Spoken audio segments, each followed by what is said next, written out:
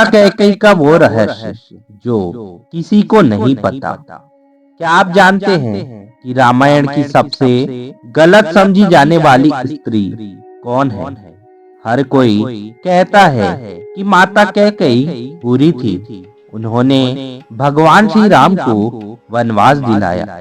लेकिन क्या कभी आपने सोचा है कि क्या वाकई कैकेयी दोषी थी, या फिर भगवान श्री राम को वनवास दिलाने के पीछे कोई दिव्य रहस्य छिपा था जो दुनिया को आज तक पता नहीं चला?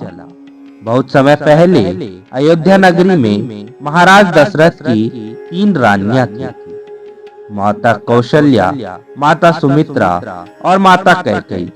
कैकेयी सबसे छोटी रानी थी, पर दशरथ उन्हें सबसे अधिक प्रेम करते थे।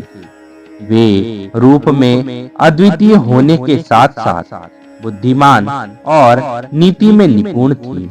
इतना ही नहीं, वे युद्ध कला में भी दक्ष थी। कहते हैं जब महाराज दशरथ किसी युद्ध में जाते तो कैकेयी उनके साथ रथ चलाती थी। एक बार देवासुर संग्राम में जब दशरथ गंभीर रूप से घायल हुए, तब माता कैकेयी ने ही उनके प्राण बचाए थे। उसी समय दशरथ जी ने वचन दिया था कि वे कैकेयी को 2 वरदान देंगे जो वह जब चाहे मांग सकती है। लेकिन किसी ने नहीं सोचा था कि वह 2 वरदान एक दिन रामायण की दिशा ही बदल देंगे। समय बीतता गया, अयोध्या में खुशियां छाई हुई थी। भगवान श्री राम का राज्य अभिषेक होने वाला था। पूरी अयोध्या आनंद में डूबी हुई थी। लेकिन तभी कैकेयी के जीवन में प्रवेश हुआ मंथरा नाम की उसकी दासी का, जिसने कैकेयी के कानों में जहर घोल दिया। उसने कहा, माता, यदि राम राजा बन गए तो भरत सदा दास की तरह रहेगी। यह सुनकर कैकेयी का मन विचलित हुआ। लेकिन क्या वाकई कैकेयी ने यह कदम लोभ या ईर्ष्या से उठाया था? नहीं, इसके पीछे एक दिव्य रहस्य छिपा हुआ था। कुछ अदृश्य पुराणों में उल्लेख मिलता है कि माता कैकेयी कोई साधारण स्त्री नहीं थी।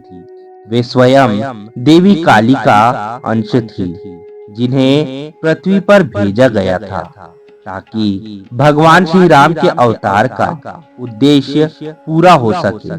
क्योंकि यदि भगवान श्री राम वन न जाते तो रावण का अंत नहीं होता, न धर्म की पुनर्स्थापना होती। भगवान राम का वनवास, सीता का हरण और रावण का वध, यह सब भगवान की योजना थी। और इस योजना का केंद्र बिंदु थी माता कैकेयी।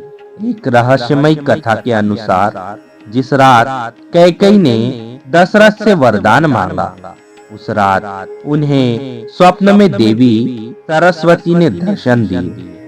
देवी ने कहा, कैकेयी, तुझे लोग दुष्ट कहेंगे, पर तेरे इस निर्णय से धर्म की रक्षा होगी। श्री राम को वन भेजना आवश्यक है, क्योंकि यही मार्ग रावण के विनाश की ओर ले जाएगा। कैकेयी जानती थी कि इस निर्णय से वे कलंकित होगी, लोग उन्हें अपराधी कहेंगे। लेकिन उन्होंने वही किया जो धर्म और समय की दृष्टि से आवश्यक था। अगली सुबह जब उन्होंने महाराज दशरथ से कहा, श्री राम को वनवास दो और भरत को राजा बनाओ, तो अयोध्या में भूचाल आ गया। लेकिन कैकेयी का मन नहीं डगमगाया। वह जानती थी कि इतिहास उन्हें गलत समझेगा, पर ईश्वर उन्हें सही मानेगा। जब श्री राम वन जाने लगे तो उन्होंने कैकेयी के चरणों में सिर झुकाकर कहा, माता, आपने वही किया जो मुझे मर्यादा पुरुषोत्तम बनाने के लिए आवश्यक था। उस एक वाक्य में श्री राम ने सब कह दिया।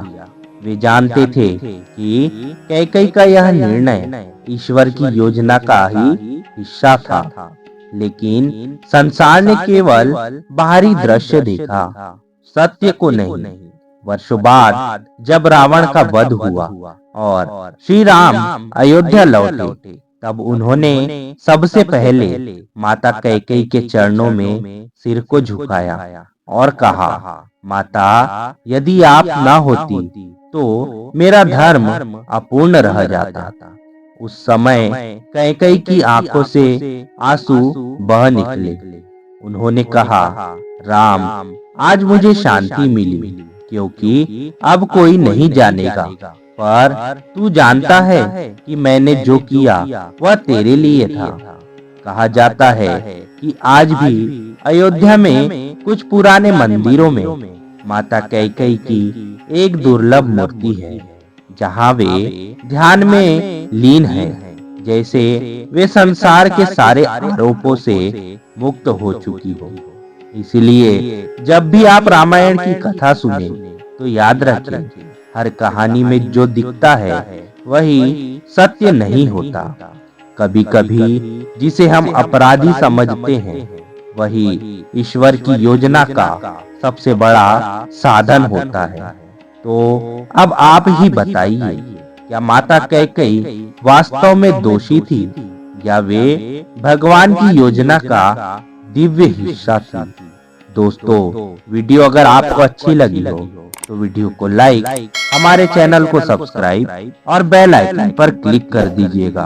वीडियो को ज्यादा से ज्यादा शेयर करके कमेंट में अपनी राय जरूर दीजिएगा। जय श्री राम दोस्तों।